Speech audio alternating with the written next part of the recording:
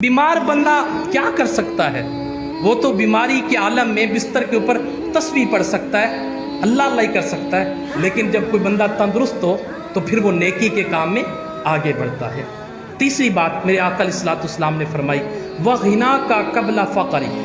हुज़ूर फरमाते हैं कि अपनी अमीरी को गरीबी से पहले पहले गनीमत जान लो। हमने बड़े लोगों को देखा है, किसी दौर के अंदर उनके डंके बजते हैं, उनके झंडे लगते हैं और उनके बातें होती हैं, क्या बिजनेसमैन है, क्या कारोबारी है, क्या उसका नाम है।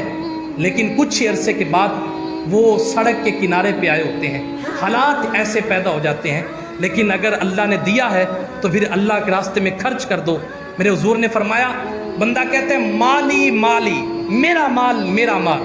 हुजूर फरमाते हैं उसका माल वो है जो उसने खा लिया, उसका माल वो है जो उसने पहन लिया, उसका माल वो है जो उसने आगे भेज दिया। हुजूर फरमाते हैं कि 3 किस्म का माल होता है। 2 किस्म का तो कब्र से ही वापस आ जाता है और तीसरी किस्म का कब्र में भी चला जाता है। आपकी औलाद वापस आ जाती है, आपकी विरासत वापस आ जाती है, और जो तुमने अल्लाह के रास्ते में दिया होगा, बोले जो अल्लाह के रास्ते में दिया होगा वो वापस है, वो वहीं पे रहेगा और तुम्हारी कब्र को ठंडा कर देगा। आका अलैहिस्सलाम ने फरमाया, वह फराग का कबला शुगलिक, अपनी फरागत को मसरूफियत से पहले पहले गनीमत जान लो।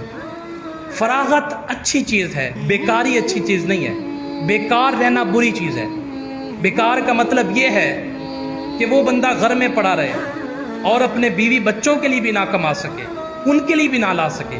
और हुज़ूर अलैहिस्सलाम ने तो यहाँ तक फरमाया कि जो अपने बीवी बच्चों पर खर्च करता है, अल्लाह तबारक व तआला उसके रिज़्क़ में 4 गुना ज़्यादा इजाफा फरमाता है। और हुज़ूर ने फरमाया, जो अपने बीवी के मुंह के अंदर अपने हाथ से लुकमा रखता है तो अल्लाह तबारक व तआला उसको भी सदके जितना सवाब अता फरमाता है। और 5वीं चीज़ और बड़ी अहम चीज़, वह हयात का क़ब्ला मौतिक। हुज़ूर अलैहिस्सलाम ने फरमाया कि ए अमर, अपनी ज़िंदगी को मौत से पहले पहले गनीमत जान लो। आज ज़िंदगी है, अल्लाह अल्लाह कर लो। आज ज़िंदगी है, अपने रब को मना लो। आज ज़िंदगी है, सब कुछ कर सकते हो।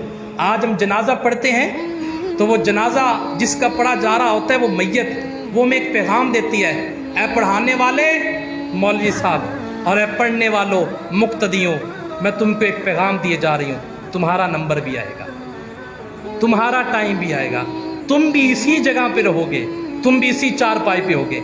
और वो जाकर पैगाम दे रही होती है। मैं अक्सर नौजवान लड़कों को देखता हूँ, उनकी शर्टों के ऊपर एक लफ्ज़ लिखा होता है, अपना टाइम आएगा। किसी के मोटरसाइकिल की लाल बत्ती के पीछे लिखा होता है, अपना टाइम आएगा। किसी की शर्ट के पीछे लिखा होता है, अपना टाइम आएगा। तो पता नहीं वो इस टाइम से क्या मुराद लेते हैं, लेकिन मुझे जो एक समझ आती है, हाँ हाँ, एक टाइम आएगा जब तेरी पिंडली से पिंडली चिमट जाएगी, और जब तेरी सांस हंसली में अटक जाएगी, और जब तेरी रूह निकलने को होगी।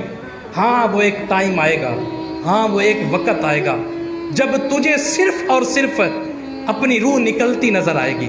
हाँ, वो टाइम आएगा। लेकिन वो टाइम एक पैगाम देता है, ऐ इंसान तू आने वाला है। मैं सुनिया सोने दे देस अंदर डाडियाँ औखियाँ मंजिलां भारियां ने, एक कोठड़ी मिलनी है रहन बदले, जेदे ना कोई बूहे ना बारियां है। जद कबर विच बिठा के पुछया साइयां, रातां पिछलियां किवें गुजारियां ने। हातिफ गैब थी ए आवाज़ आई, कमली वाले दी आइयां सवारियां ने। जे उन्हां आख्या उम्मतीए मेरा, गल्लां मुक जासन फिर सारियां ने। जे उन्हां आख्या उम्मतीए मेरा, गल्लां मुक जासन फिर सारियां ने।